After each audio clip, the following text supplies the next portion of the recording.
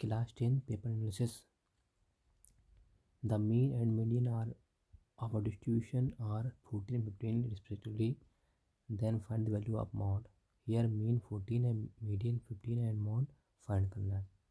तो we know that mod is equal to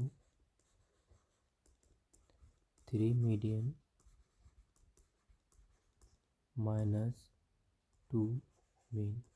इस फार्मूले को अप्लाई करेंगे तो यहाँ मुझे मॉड फाइंड करना है. 3 इंटू मीडियन 15 है माइनस 2 इंटू मीन 14 है. तो 15 3 जा 45 minus 28 subtract this is 17. Next question. The angle of elevation of a top of the tower from 2 points at a distance of 4 centimetre and 9 centimetre and the same straight line with it complementary prove that the height of tower is 6 meter. Question में कहा गया the angle of elevation of the top of a tower from 2 points at a distance of 4 metre and 10 metre. तो यहाँ पर 2 point हैं, late कर लेते हैं. दिस इज अ टावर,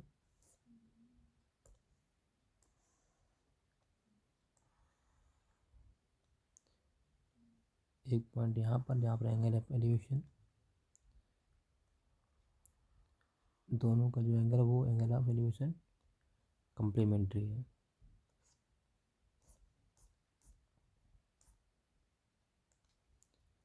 मान लिया कि ए भी आपका टावर है.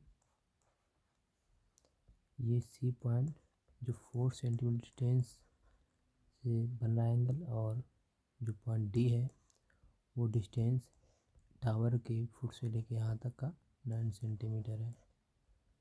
बोला गया है कि जो एंगल ऑफ एलिवेशन है from the top of tower in the same straight line with it are complementary prove that height of tower is 6 metre.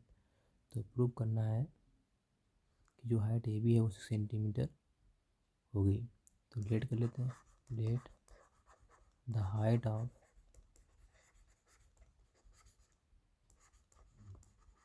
Tower A B है उसके हेड में एच मीटर मान ली H centimetre.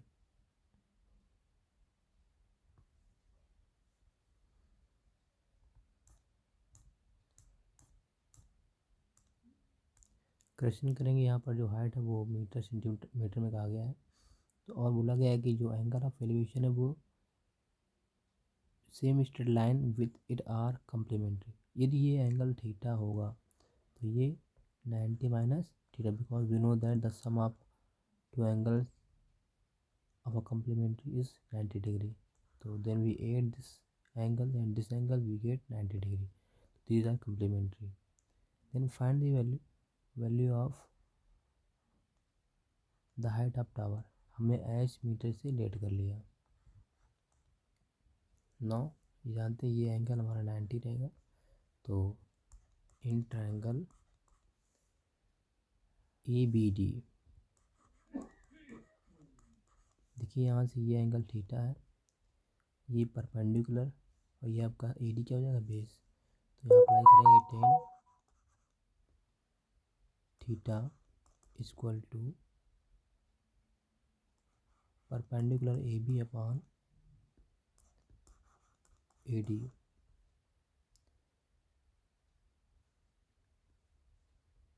Then we get 10 theta equal to H upon A D हमारा 9 metre given है.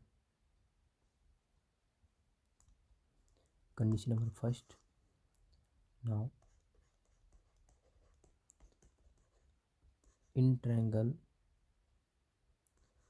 ए B C, यहाँ पर theta angle कितना है 90 माइनस थीटा, और यहाँ से ए से जो सी की डिस्टेंस वो 4 सेंटीमीटर है, और परपेंडिकुलर ए भी रहेगा. तो यहाँ भी अप्लाई होगा 10 theta, because perpendicular upon base 10 theta 10 होता है. तो यहाँ पर थीटा एंगल क्या है 90 degree. Minus theta. Perpendicular upon base, A B perpendicular हो जाएगा, यहाँ पर बेस ए सी हो जाएगा ट्रायंगल ए बी सी में। तो ये बेस है, ये क्या है, परपेंडिकुलर हाइट है। तो यहाँ 1090 हम जानते हैं कि 1090 माइनस थीटा क्या होता है, ये फर्स्ट क्वाड्रेंट में जाएगा और वहाँ पर 10 का कॉट थीटा चेंज होगा, साइन पॉजिटिव रहेगा। तो this is cot theta. A B H है और ए सी 4 है। Condition number second, now we multiply first and second, then we get answer of H. So from multiplying equation number first and second, we get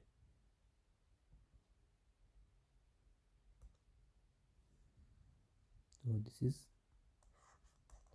tan theta.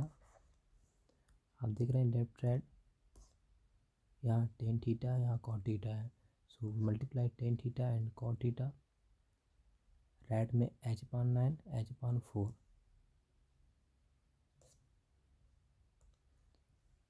then tan theta into cot theta is equal to h/9 into h/4. We know that since cot theta is equal to 1/tan theta, तो यहाँ पर tan theta into 1/tan theta is equal to h square upon 36। tan theta tan cancel हो जाएगा, 1 equal to आ जाएगा h square upon 36, then h square equal to 36, take square root 36, this is 6 metre, hence the height of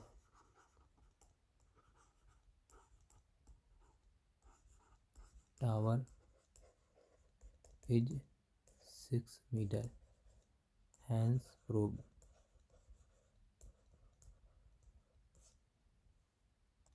next question है, find the ratio in which the line segment joining a point A के जो coordinates हैं वो 6,3 है, यहाँ पर 6,3 and -2,-5 is divided axis. देखिए जैसे कोई लाइन सेगमेंट है, मान लो ए भी एक लाइन सेगमेंट है, इसे डिवाइड कर रहा है, मान लो ये कोई पॉइंट है पी, इसे डिवाइड कुछ रेशियो में m1 m2 मान लेंगे हम।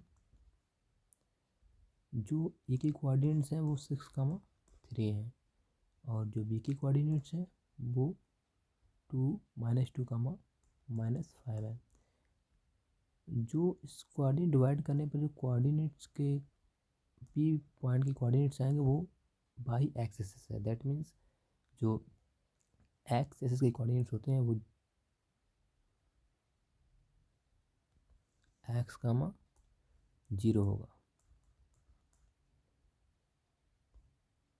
तो हमें यहाँ पर लाइन सेगमेंट को किस रेशियो में डिवाइड किया जा रहा है वो फाइंड करना है। तो लेट कर लेंगे, late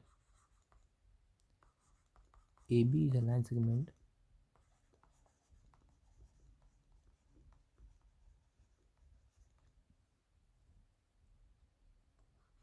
is divided in the ratio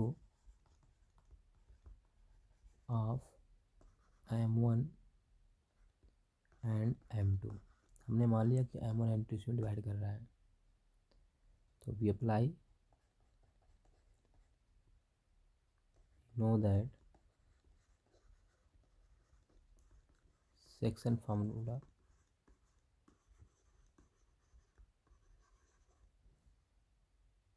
किसी पॉइंट के जो कोऑर्डिनेट्स होंगे p, हमने मान लिया x, y इक्वल टू जो फार्मूला होता है m2x1 plus m1x2 upon m1 plus m2 m2y1 plus m1y2 upon m1 plus m2। देखिए जो यहाँ पर कोऑर्डिनेट्स हैं ये एक्सिस है, ये वाई एक्सिस है।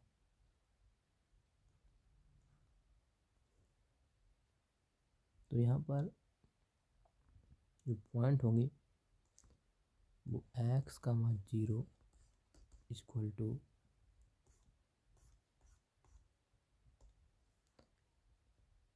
m2 x1 इसे मान लेंगे, ये y1, ये x2 और ये y2। तो x1 है 6 प्लस m1, x2 कितना है माइनस का 2 अपॉन m1 प्लस m2।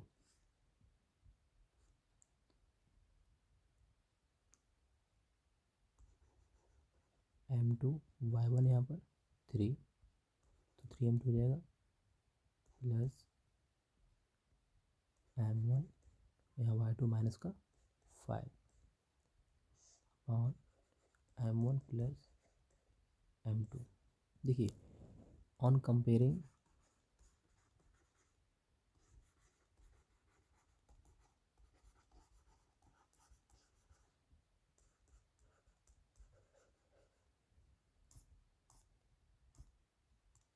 देखिए हमें यहाँ पर रेशियो निकालना है m1 और m2।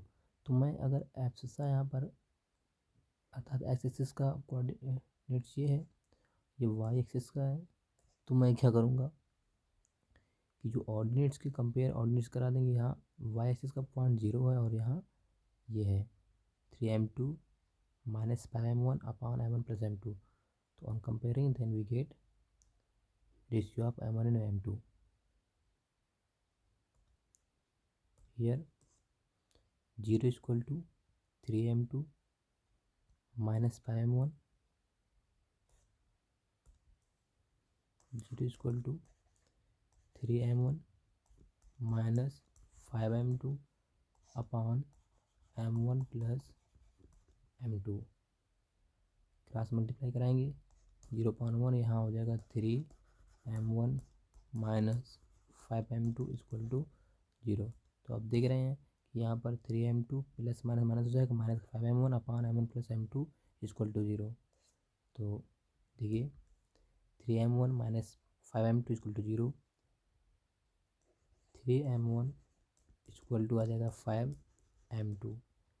दैट मीन्स यदि मैं m1 और ये अपान में m2 रखता हूँ तो यहाँ आ जाएगा 5/3। तो देयर फॉर जो रेशियो आएगा m1 m2 का 5:3 होगा। This is answer. Next question लिखा है the sum of first 7 term of NAP is 182 if fourth term of AP, fourth term and the 17 term are in the ratio 1.5, find the AP। मुझे AP find कर, मैं जानता हूँ कि AP जो होता है A कमा A प्लस डी कमा A प्लस 2D कमा A plus 3D and so on. सबसे पहले मुझे A और D फाइंड करना पड़ेगा by using the condition of this question. तो लेट करेंगे, let the first term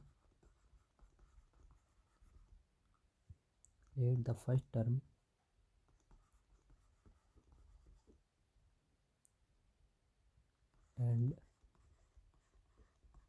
common difference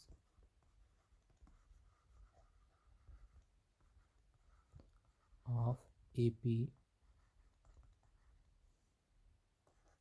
are A and small a and D respectively. तो यहाँ पर जो फर्स्ट टर्म से ए मान लेंगे और जो कॉमन डिफरेंस है वो डी है। सबसे पहले कहा गया है according to condition the sum of first 7 term of NAP is 182। तो वी अप्लाई SN equal to n/2 2A plus n-1 into D। आप देख सकते हैं यहाँ से जो sum of first 7 term that means S7 equal to 7/2 2a plus n मतलब यहाँ n की वैल्यू क्या है 7 है 7 माइनस 1 इंटू डी। और जो बोला गया है कि सम ऑफ 7 टर्म 182 तो यहाँ गिवन है कि S7 जो होगा वो 182 होगा। तो यहाँ हो जाएगा 182 equal to 7/2 2a plus 6d। तो इधर सॉल्व करेंगे 7 जा 7 7 2 जा 14 बचेगा यहाँ पर 4 7 6 जा 42 26। तो यहाँ पर आ जाएगा 2 ये अपॉन में मल्टीप्लाई हो जाएगा तो 2a plus 6d equal to 52। Condition number first. If you want to find the value of a then we can say 2a equal to 52 minus 6d and a equal to 52 minus 6d divided by 2. Then we get the value of a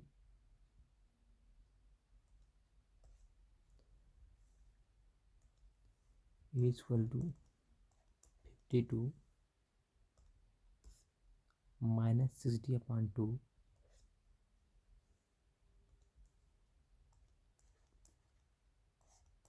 divided by 2 26 minus 3d. Condition number first. Now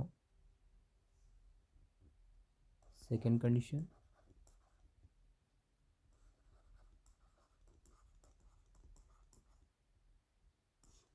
second condition क्या है question में कहा गया है 4 term and 17 term का जो ratio है वो 1:5 है। हम जानते हैं कि N term of A P N equal to A after T N equal to A plus N minus 1 into D. So apply this condition.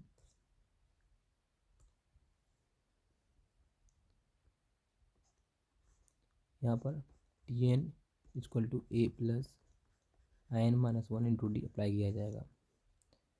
जो रेशियो दिया गया है the ratio of 4th and 17 term is 1:5। That means T4 upon T17 the ratio of 4th term and 17 term are in ratio 1/5. So 1/5 apply this formula here a plus n minus 1 that means 4 minus 1 into d upon a plus 17 minus 1 into d is equal to 1/5. Now we get a plus 3d upon a plus 16d is equal to 1/5. Now cross multiply we get 5 into a plus 3d is equal to 1 into a plus 16d. Now this is 5a 15d, this is a plus 16d. Transpose the value of a and d.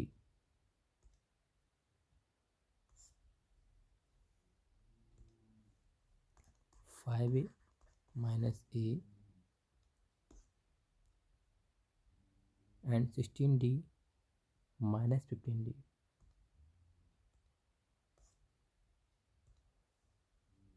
16d minus 15d.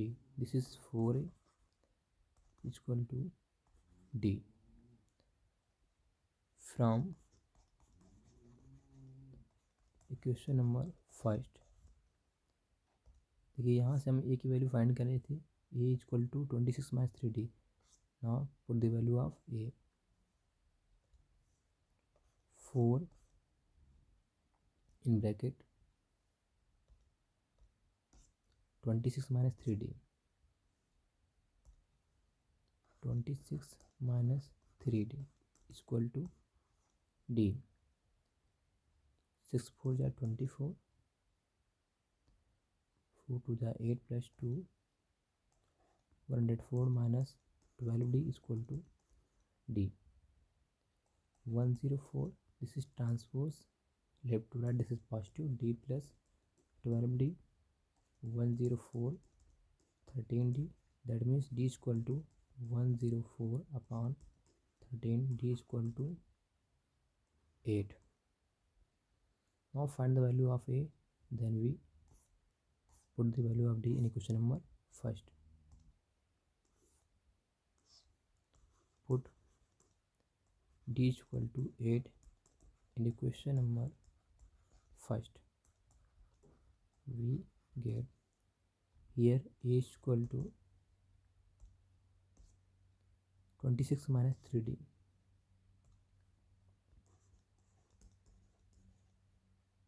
A is equal to 26 minus 3 into 8. जब यहाँ कोई शायद नहीं multiply मानते हैं. A is equal to 26 minus this is 24. A is equal to 2. तो हमारा ये डी आ चुका है. नाउ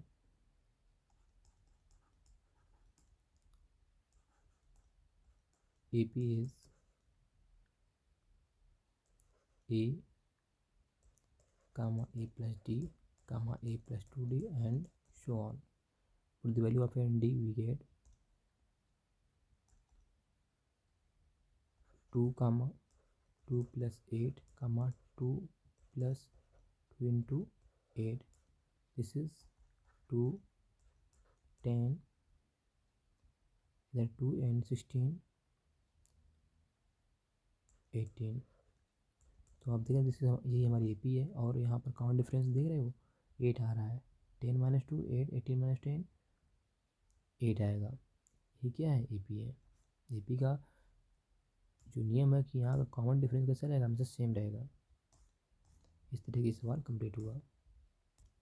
इसी सेक्शन का सेकेंड क्वेश्चन है B, the sum of first Q term of AP. एक AP जिसके फर्स्ट क्यू टर्म का जो सम दिया गया है वो 63q minus 3q square. If its pth term is minus 60, if his pth term is minus 60, then find the value of p and also find the value of 11 term of this AP. तो मुझे यहाँ भी late करना पड़ेगा कि इस AP का जो फर्स्ट टर्म है वो a होगा and common difference small d रहेगा. और हम जानते हैं जो SN first term of AP होता है SN is equal to n/2 2a plus n minus 1 into D.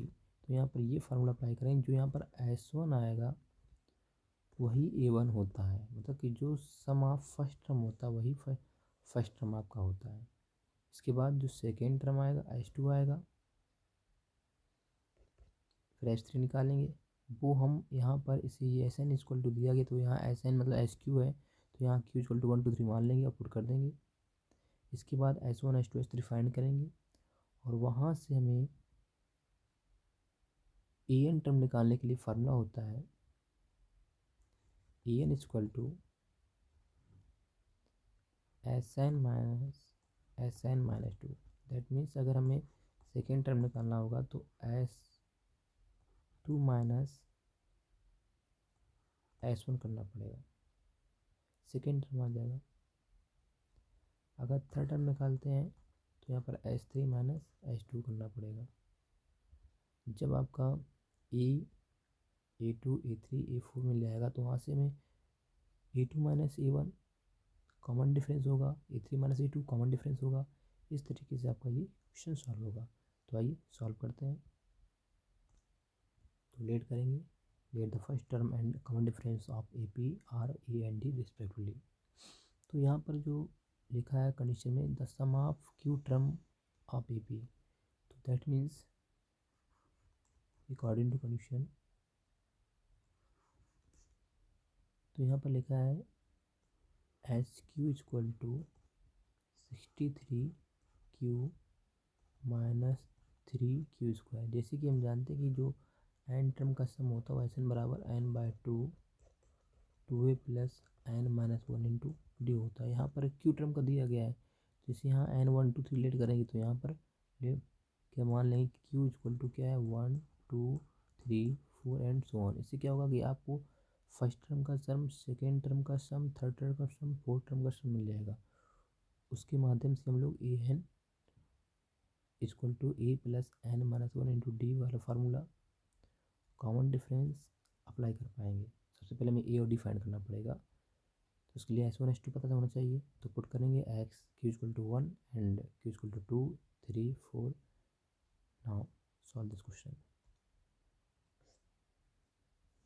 तो यहाँ से एस वन आ जाएगा,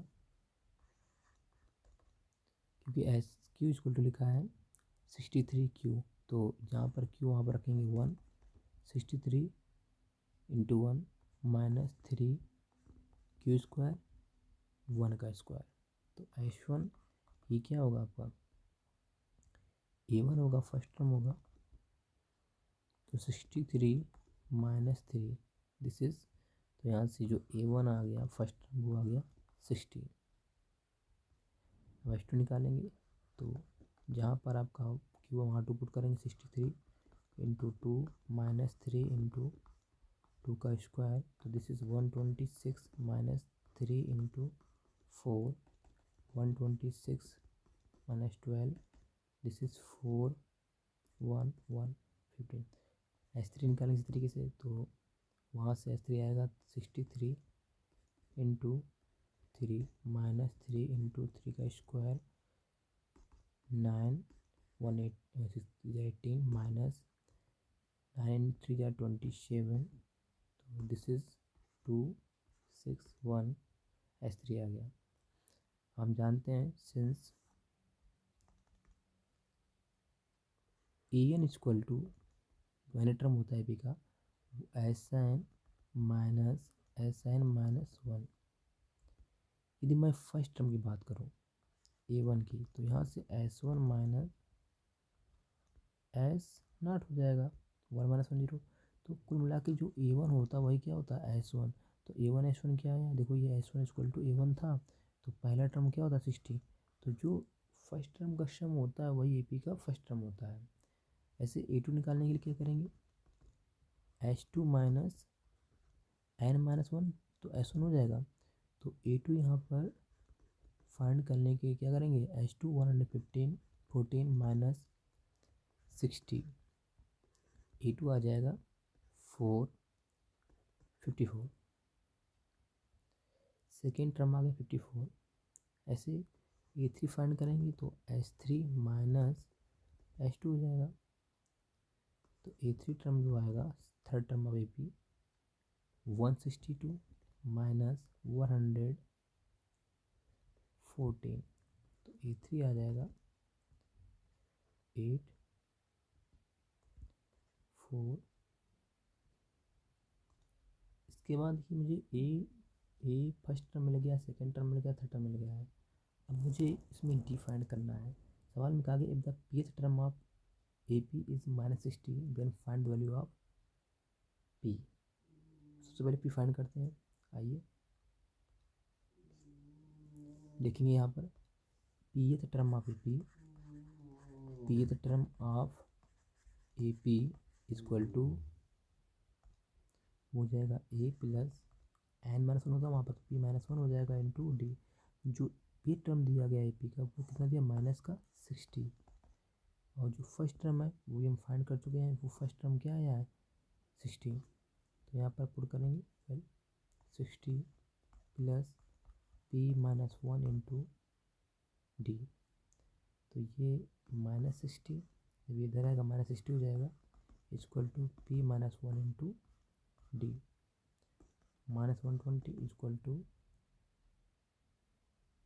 P minus one into D. देखिए यहाँ पर डी फाइंड करना पड़ेगा। तो डी फाइंड करने के लिए पहले हम जो क्वेश्चन लगाए थे वहाँ ए वन ए टू इधर निकाले, तो यहाँ पर डी फाइंड करने के लिए आसान है। अप्लाई करेंगे D equal to second term minus first term. तो सेकेंड टर्म दिया गया 54 माइनस 60, तो दिस इज -60। 6। ऐसे आप अगर A3 माइनस A2 करेंगे तभी भी क्या आएगा, माइनस का 6। तो common difference of first term आ चुका है, वो आपका फर्स्ट टर्म 60 है और कॉमन डिफरेंस -6 है। तो इससे हम पी टर्म और 11 टर्म निकाल लेंगे। तो देखते हैं आगे। तो यहाँ पर डी की वैल्यू पुट करना है, तो डी इक्वल टू पुट करेंगे -120 इक्वल टू डी की वैल्यू यहाँ पर आ जाएगी -6। तो ये 6 इधर डिवाइड में आ जाएगा, -6 इक्वल टू P-1। तो हो जाएगा 20 इक्वल टू P-1। तो यहाँ पर P इक्वल टू आ जाएगा, ये जब 1 लेफ्ट राइट से लेफ्ट जाएगा तो प्लस का हो जाएगा 20 + 1, P इक्वल टू 1। तो यहाँ से ये क्लियर हुआ कि P की वैल्यू क्या होगी 21, अर्थात 21 टर्म का जो होगा वो -60 होगा। 21 टर्म क्या होगा, AP का 60 होगा माइनस का। अब बताना है कि find the 11 term of AP। तो आइए 11 टर्म फाइंड करते हैं। तो 11 टर्म फाइंड करने के लिए वही फार्मूला एन इक्वल टू या T N equal to A plus N minus 1 D apply करेंगे। तो मैं लिखूँगा यहाँ पर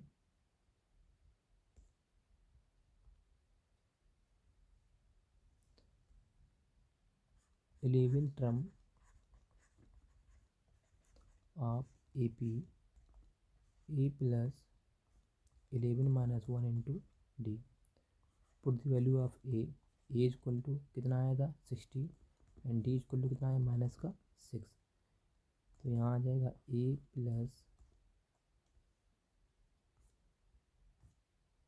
एक वैल्यू पुट करनी चाहिए यहाँ पर 60 + 10 इंटू माइनस का 6, 60 - 60, तो दिस इज 0। तो hence 11 term of AP is 0। Next question है, in the given figure tangents PQ and PR are drawn to a circle. जहाँ पर आपका RPQ 30 डिग्री एंगल बन रहा है और एक कॉर्ड RS है जो RS पैरेलल किसकी है, PQ के है। तो आपको बताना है कि इसमें एंगल RQS कितना होगा। सबसे पहले फिगर को देखें और समझें, इसमें थोड़ा थ्योरम वगैरह भी ध्यान रखें कि कौन कौन सी थ्योरम यहाँ अप्लाई होगी। क्वेश्चन में कहा गया है इन द गिवन फिगर, सबसे पहले क्या है हमें बताया गया है कि इसमें जो ये जो PQ है PQ और RP ये क्या है, टेंजेंट है फिगर की। टेंजेंट जो होती हैं वो किसी सर्कल से जो एक बाहर पॉइंट लिया गया हो और वहाँ से टेंजेंट ड्रा करेंगे। तो टेंजेंट जैसे मान लो सपोज दैट ये A पॉइंट है, ये B पॉइंट है और यहाँ पर P पॉइंट एक्सटर्नल है। तो इसमें कंडीशन होती है, ये थ्योरम होती है कि AP equal to AB, tangent drawn from a external point are equal. तो AP इक्वल टू AP होगा, ऐसे यहाँ भी होगा। बोला गया है कि RPQ कितना दिया 30 डिग्री एंड ये बताया गया कि जो लाइन PQ है वो इस लाइन क्या है, पैरेलल है RS के। ये PQ पैरेलल टू RS है। Then find this angle RQS। आइए इस क्वेश्चन सॉल्व करते हैं। तो यहाँ पर थ्योरम अप्लाई करेंगे। एक तो आपका थ्योरम ये लगेगा, tangent drawn from external point are equal. दूसरी कंडीशन यहाँ पर अल्टरनेट ट्रीटमेंट अप्लाई होगा। अल्टरनेट ट्रीटमेंट थ्योरम क्या होती है, एक ट्रायंगल होगा, एक कॉर्ड है, सेंटर ही होगा इसका वो। इस कॉर्ड का पॉइंट सर्कल भी मान लो ये पॉइंट ए है, यहाँ से कोई एक टेंजेंट लाइन ड्रा की जाती है और सर्कल के सरकमफ्रेंस से कोई एंगल यहाँ मान लो थीटा है। अगर यहाँ थीटा तो यहाँ भी क्या होगा थीटा, यहाँ भी क्या होगा थीटा होगा। तो इसको अप्लाई करेंगे। दैट मीन्स जो ये PQ है, PQ टेंजेंट है, जो एंगल यहाँ होगा वही एंगल यहाँ का होगा। तो ये मुझे अप्लाई करना पड़ेगा। तो आइए सवाल को लगाते हैं।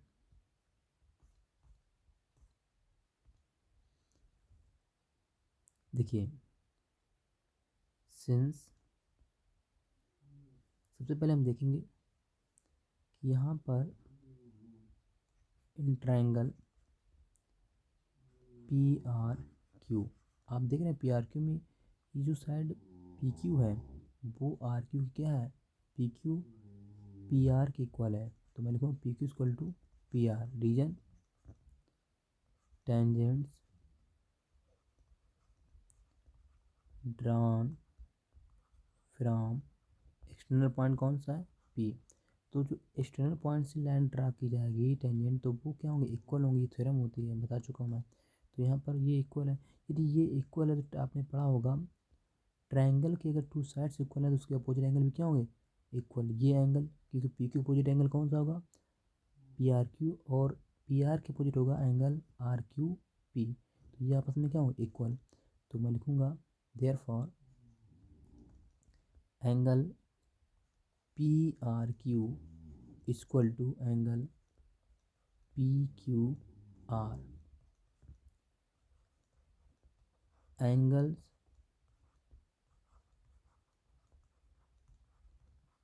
opposite to equal sides are equal. Opposite to equal sides are equal. अगर किसी ट्रायंगल के टू साइड्स इक्वल हैं तो उसके अपोजिट एंगल भी क्या होंगे, इक्वल होंगे। तो इसको अप्लाई करते हुए हमने इसे फॉलो किया। नाउ एंगल्स हम प्रॉपर्टी अप्लाई करते हैं। आप जानते हैं कि इसमें जो इन सब एंगल का जो सम होगा वो कितना 180 डिग्री हो जाएगा। तो angle P R Q plus angle P Q R plus angle R P Q equal to 180 degree. Angles and property से तो P R Q plus angle, जहाँ पर पी क्यू आर वहाँ पर क्या रख देंगे, पी आर क्यू, क्योंकि इक्वल है। तो P R Q plus R P Q दिया गया है 30 degree, 30 degree equal to 180 degree. P R Q plus P R Q हो जाएगा two angle P R Q equal to 180 degree. 30 less करेंगे जाके, लेफ्ट से राइट माइनस हो जाएगा। तो two angle P R Q equal to आ जाएगा 150 degree. Angle P R Q हो जाएगा 150 degree upon two angle P R Q आ जाएगा 75 डिग्री। तो इससे क्लियर हुआ 10। इस प्रकार हम कह सकते हैं कि एंगल जो पी आर क्यू है वही क्या होगा, ये पी क्यू आर, क्योंकि दोनों इक्वल हैं। तो यहाँ से एंगल पी क्यू आर और पी आर क्यू कितना आ गया, 75 एंड 75। तो ये भी कितना हो गया, 75 डिग्री। ये कितना हो गया, 75 डिग्री। अब देखिए, हमने ये angle 75 P Q are and P R Q find कर लिया है। अब आप देखिए, आपसे कहा गया कि ये लाइन पी क्यू लाइन इसकी पैरेलल है। तो यहाँ एक कंडीशन आपको मालूम होगी, यदि टू लाइंस आपस में पैरेलल है ये, और यहाँ पर ये जो लाइन आर क्यू है ये काम क्या कर रहा है, ट्रांसवर्सल का। तो ये एंगल और ये एंगल क्या होंगे, इक्वल, बिकॉज ये क्या है, अल्टरनेट है। That means angle P Q R equal to हो जाएगा एंगल एस आर क्यू। ये एंगल भी 75 होगा, बिकॉज क्या, अल्टरनेट एंगल प्रॉपर्टी से। मैं लिखूँगा angle S R Q equal to angle P Q R equal to, ये भी कितना गया, 75 डिग्री। Reason alternate angles.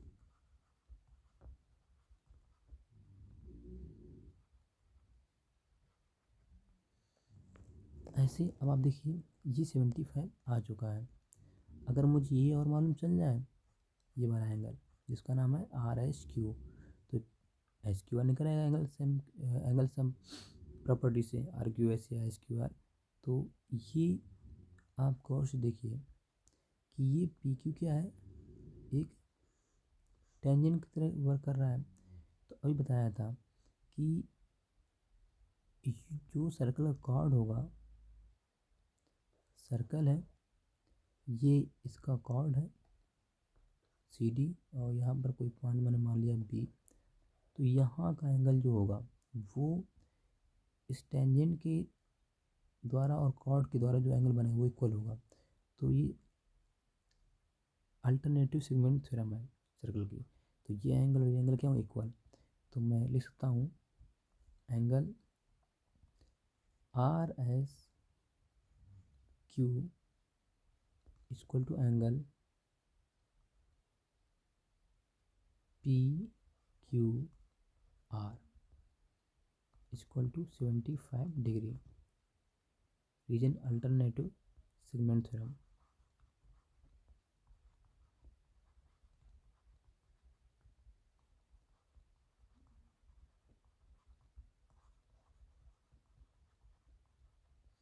तो यहाँ का एंगल इसके इक्वल हो जाएगा, ये भी 75 डिग्री हो गया। Now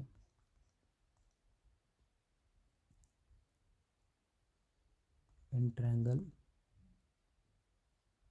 are Q S angle sum property apply करेंगे। तो आप जानते हैं angle S R Q plus angle R S Q plus angle ये R Q S equal to 180 degree होता है एंगल सम प्रॉपर्टी से।